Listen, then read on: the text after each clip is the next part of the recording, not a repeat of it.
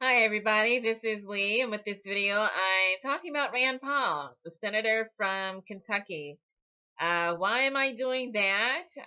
Every once in a while I do. He's interesting.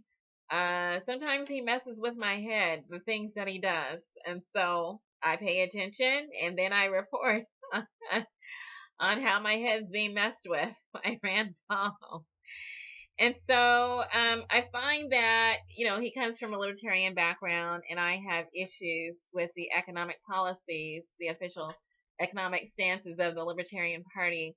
But Rand Paul himself, I actually do respect as a politician and a representative. And so when he does things, I pay attention and I say, interesting. And so several things have been going on this year. I'm going to talk about what he did recently, but I've tried to make a little short list, and there's probably lots of things that I've missed because he seems really busy. But some things stood out to me. The fact that he voted against the AHCA, the repeal of Obamacare, or the ACA, and for different motivations, he voted against it rather than from what people would say is the usual motivation. He said that it didn't really go far enough to repeal the ACA or Obamacare, regardless of his motivation. I believe it was the right vote to make. And so, for different motivations, he did the right thing.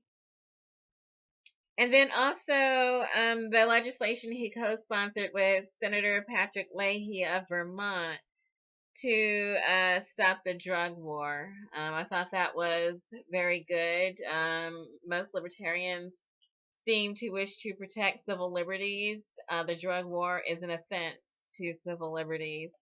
And so generally, there is that stance on that issue, and he followed through with it with legislation with Patrick Leahy, and hopefully there'll be more additions to the co-sponsor list, and hopefully there will be consideration of that legislation on the floor.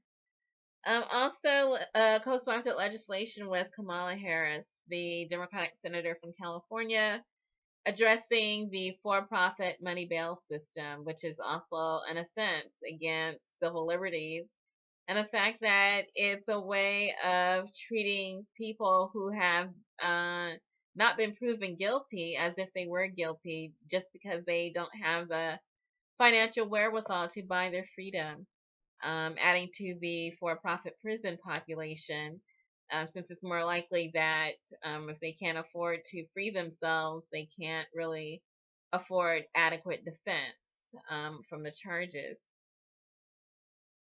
Then also, he called for Congress. Earlier this month, he called for Congress to redirect money, finances from foreign aid back to domestic aid, the citizens of the United States. Basically making the case that that foreign aid should be actually used for disaster relief here in the United States. That we've had our own citizens slammed with natural disasters and failures of man-made infrastructure that made things harder than they had to be, and that our tax money should be used for our citizens first, before it's used for any foreign nation. That citizens come first. And that's entirely reasonable. It makes entire sense.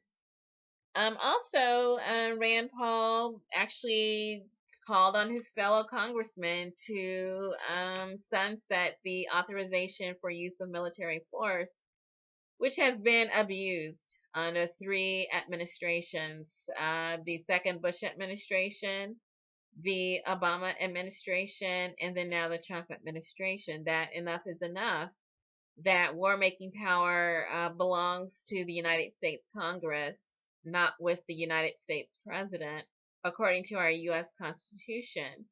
And so he wants his fellow congressmen to step up and take on the responsibility that's outlined in the Constitution as representatives of the people to declare or not declare war and answer to their constituents for the reasons why. And so right now, Congress has abdicated that responsibility to the president and then kind of laid back, pointing fingers at the president, saying it's the president who's doing this when they've abdicated their responsibility and refused to step up for the people that they claim to represent. And so there's an article at The Atlantic, Rand Paul's maneuver against endless wars, and it just describes Rand Paul's lonely effort to sunset the AUMF that he gave it the good fight. And that he asked questions, very good questions, when he was talking on the floor of the Senate, saying, where is the anti-war left on this issue, demanding the war's end? Where is the constitutional conservative right, demanding that Congress reclaim its war powers as outlined in the United States Constitution? Where are they? And that he's claiming that there are hypocrites, that they pretend concern over constitutional duty to declare war and then block any vote on ending any of our 7 current wars. And that he says he's sitting alone, but that's fine. He'll fight by himself. And so it was quite the speech that he gave. Very necessary to address the issue of U.S. troops fighting endlessly in wars without end, wars that they cannot win, in Iraq, Syria, Afghanistan, Pakistan, Yemen, Somalia, beyond. That's not even all. It's over like 60% of the globe. We have troops everywhere.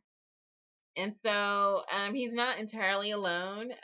Barbara Lee in the House made her own effort to get an amendment out of committee, but that was killed. But she also cast the lone vote in the House against the authorization of military force way back in the day when it was handed over to George W. Bush.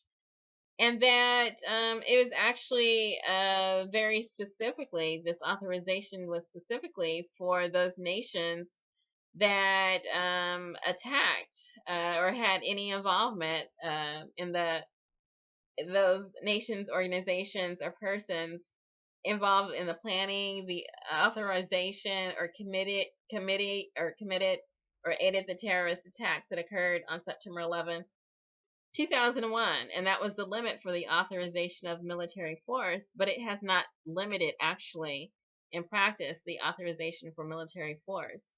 That the majority of the attackers were identified as Saudi nationals, and that we just sold arms to Saudi Arabia. So go figure that one. And then we also have been attacking just about every nation besides the nation that actually apparently had nationals that were identified as the attackers on that horrible day. So it has been abused, the authorization of military force, and as a result, our troops have been abused, and then our moral standing in the world has been abused. Our financial wherewithal domestically has been abused. And so also the people that we attack under the auspices of the AUMF, they are abused. And so it's bad policy, and it needs to be ended. It needs to sunset. Apparently, Rand Paul was the only one who felt brave enough to make that case.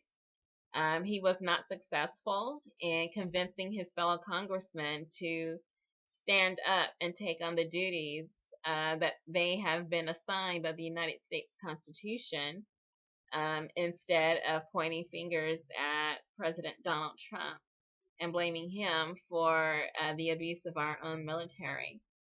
So, Rand Paul has been standing up for various causes, representing himself as the voice of common sense within the Senate on various issues, whether it's criminal justice reform, drug war containment, um, abuse of our military, and the abuse of the Constitution and the AUMF, various issues.